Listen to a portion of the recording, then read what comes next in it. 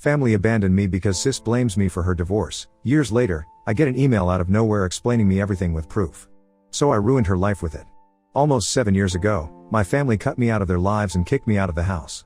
I, 29M, was 22 at the time and wasn't financially stable enough to rent an apartment on my own, and what had happened was so sudden that I'd had no time to prepare myself for it at all, mentally or financially. The reason behind all of this was my sister. My sister, Hannah, 37F, and I have never been close because of the significant age gap between us. She got married to her boyfriend, Pete, 39M, of 3 years when she was 27, and they were married for 3 years. They got divorced 3 years into their marriage because Hannah had accused Pete of having an affair with one of my friends. I'd been living with my parents after college since I'd just started working, and I wanted to save some money before I moved out. My parents were okay with that arrangement as well, but that was only until my sister announced her divorce. She just came back home one day, crying hysterically, and announced that she'd filed for divorce because her husband had been cheating on her for 6 months now. And then, she went on to throw me under the bus for introducing my friend to him. My friend, Emily, 28F, was trying to gain weight, and since Pete was a certified dietitian, he agreed to help her out. I had been the one to introduce her to him, and apparently, she was the one Pete had been cheating on my sister with. I was shocked that this was happening because even though Emily and I weren't close, I knew for a fact that she was a good woman and would never get with a married man. Besides, cheating was so out of character for Pete as well. He was totally smitten with Hannah and only ever had good things to say about her, so I found it incredibly hard to believe that he'd cheated on her. I had my doubts, but my parents believed her instantly and didn't even question anything, in spite of the fact that she never had any proof of him cheating. They just took her word for it, but I'm not gonna hold that against them since they would choose their own daughter over their son-in-law, regardless of who was right. What I didn't understand was why they readily kicked me out just because Hannah said so. She just stormed in one day, threw a tantrum, and somehow convinced my parents to throw me out simply because I'd been the one to introduce Emily to Pete. She accused me of ruining her marriage, and my parents agreed with her, for some reason. I was devastated and tried to stop my parents, but they weren't ready to listen to me at all and told me that if I didn't leave then they'd forcefully kick me out. In just one day, I'd lost my family and my home and had absolutely no idea where to go. I was literally sobbing out on the sidewalk with all my stuff for an hour or so before I was able to pull myself together and went to a friend's house for the night. I tried contacting them every single day for the next few days but didn't have any luck. My friend was kind enough to let me live at his place until I was able to find an apartment for myself. Unfortunately, my parents had pretty much made up their minds that I was in the wrong here and I was the one responsible for the divorce. My mom and dad had actually told me that they were disgusted by what I'd done before kicking me out, which didn't even make sense because it wasn't as if I'd been the one who Pete cheated with. They'd blocked my number so I couldn't get through to them at all, and when I tried to visit them, my mom threatened to call the cops on me if I didn't leave. So after that, I finally realized that they were serious about this and actually did blame me for whatever had happened. I don't think I had any reason to be surprised since my sister always had been the favorite child.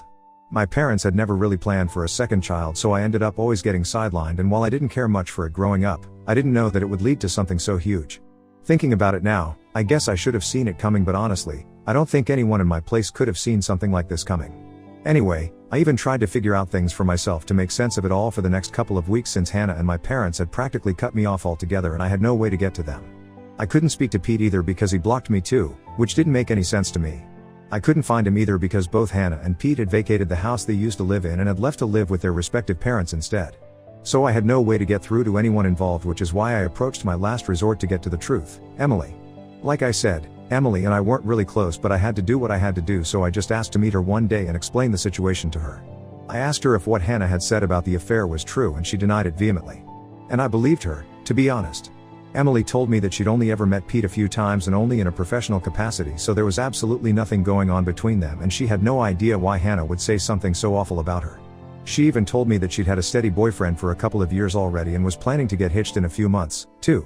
She even showed me pictures, and what she'd told me was way more convincing than whatever Hannah had said.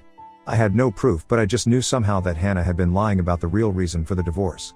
But since I had no proof, I couldn't go back to my family, and I most certainly couldn't go back without it.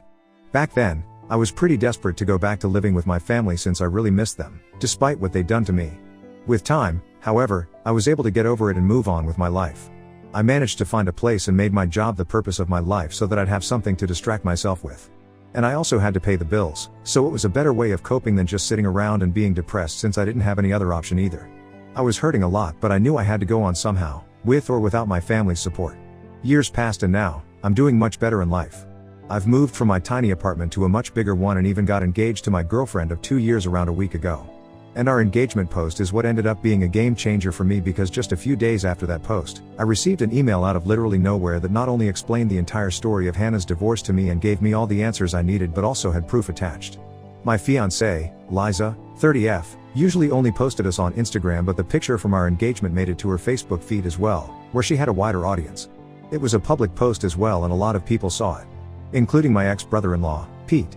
He happened to be someone my fiancée had met at a seminar a few years back, since she was a doctor, and had ended up adding him on Facebook, which is how he found me. It really is a small world, and for the first time, I was glad about it. He reached out to me a few days after we posted, but instead of texting me on social media, he decided to send me an anonymous email. He explained later on that he did this just so that he wouldn't feel weird about what he was doing, since it had been several years since his divorce and he didn't want to seem like a sore loser who still hadn't managed to move on from what happened. Besides, he'd been the one to block me in the first place, so he felt weird and conscious about getting back in touch with me about something that happened so many years back. Coming to the contents of the email I received, it had the full story and proof of what had happened 7 years ago, and I couldn't believe my eyes when I went through it. So apparently, my sister had been the one cheating on Pete and not the other way around like she'd been telling us for so long. Not only was that a huge lie, but even more interesting was the fact that she'd been cheating on Pete with a friend of mine, just like she'd accused him. My friend Frank, 28M, was a cashier at the grocery store near Hannah's house back then, and I never would have made the connection myself, since I'd literally never seen them together. I guess they'd kept it well under wraps, but not enough for Pete to not find out.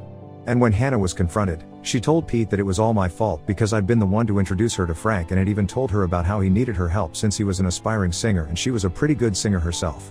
She'd agreed to help him, and bam, they'd fallen in love before they knew it. She even said that I was in on IT and had helped them keep things under wraps for so long. Obviously, all of this was a complete lie, and I hadn't even known that Frank and Hannah had something going on. He was outraged when he found out and ended up blocking my entire family, which he admits now was kind of stupid on his part, but he was so angry that he hadn't given his actions much thought. Of course, he told me all of that in person, since the email itself was meant to be as impersonal as possible, as he didn't want it to be traced back to him, but I did figure it out. The proof that he'd attached were a bunch of screenshots of emails between my sister and Frank where they were discussing how easy it is to fool Pete, and were full of confessions of love and plans for where they were going to meet next. There was no way she could deny any of this, because she'd even signed off in the emails with her middle name, which not many people are aware of. I had her dead to rights.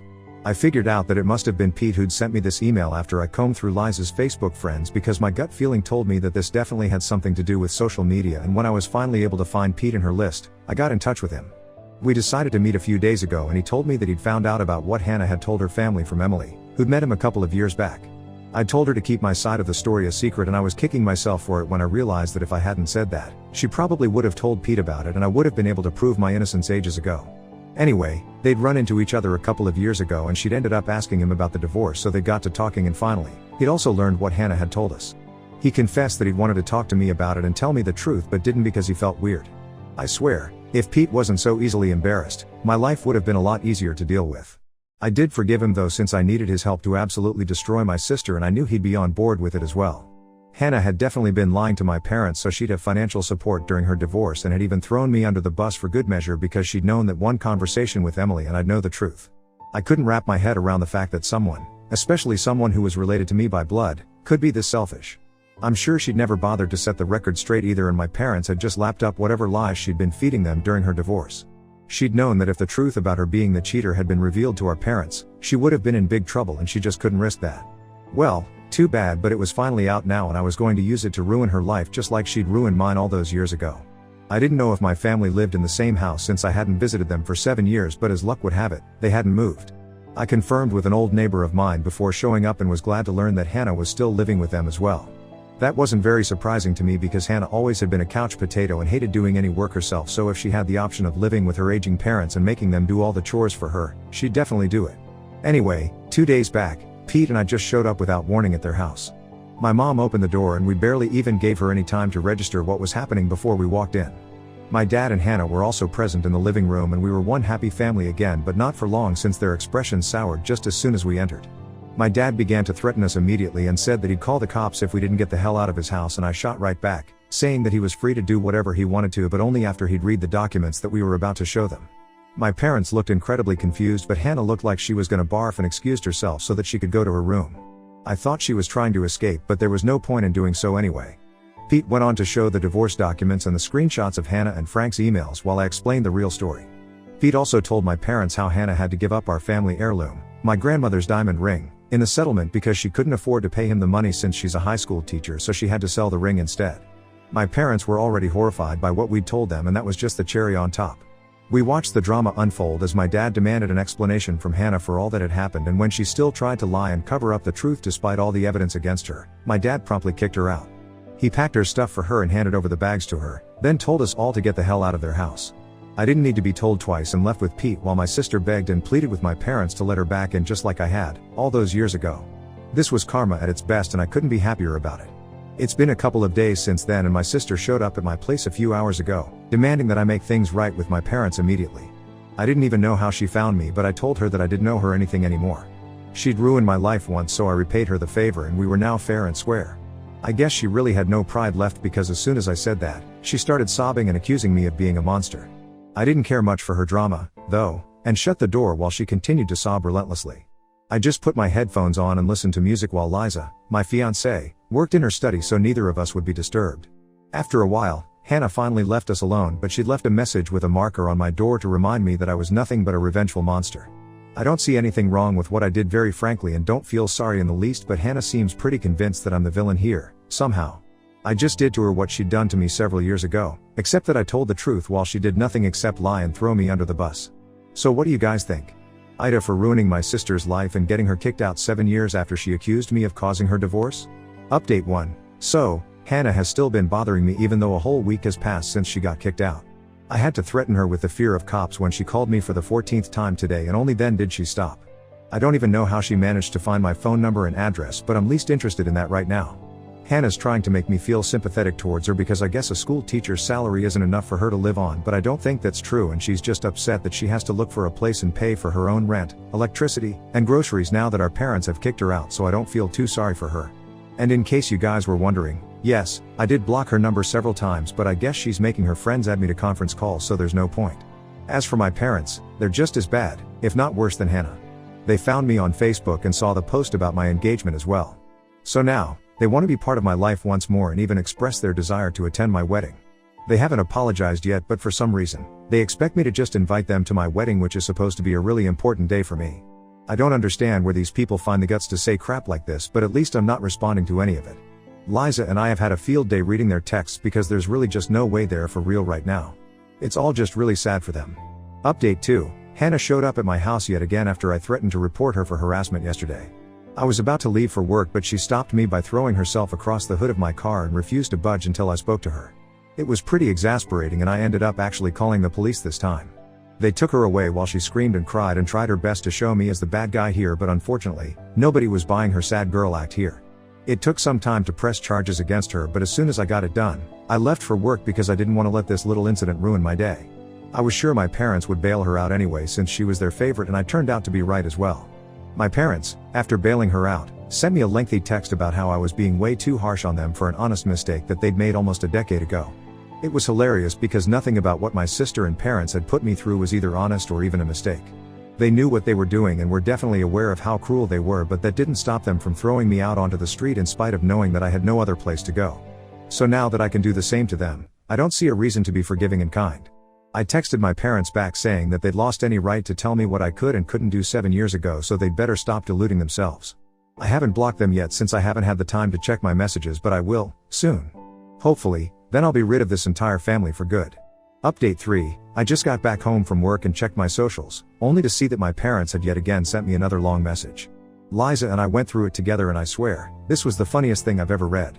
I guess the poor folks don't even know that I'm not even hurt by anything they say or do now. I'm just laughing at how delusional and pathetic they are.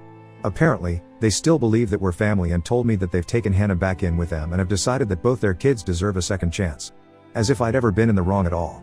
So while they'd taken my sister back in, they also expected me and Liza to come to their house sometime soon for dinner, and so we could sort out our differences in a civilized manner before the wedding. Bold of them to assume that I'd even want them at my wedding in the first place. We had a good laugh about their stupid message, and after that, I wrote right back saying that I wasn't interested in the slightest in anything that they'd invited us to and was just fine living away from them like I had for these past 7 years. They'd shown me that I was better off without them, and I was forever going to be thankful for that. I didn't need them at all anymore, and neither did I want their so-called forgiveness, so they could peacefully continue to play happy family with my sister like they had been so far. With that last text, I blocked them once and for all because I didn't even want the laughs anymore. I was done and I was out. I'm sure they'll try to get back in touch with me one way or another soon, but too bad for them. I'm not having it anymore. Liza is the only family I need now, and I'm happy with just her. My parents and my sister have unfortunately never been able to look beyond themselves, and I highly doubt that they ever will, so the next time they get in touch with me, they'll be speaking to my lawyer as well, and that's a promise. Like and subscribe for more.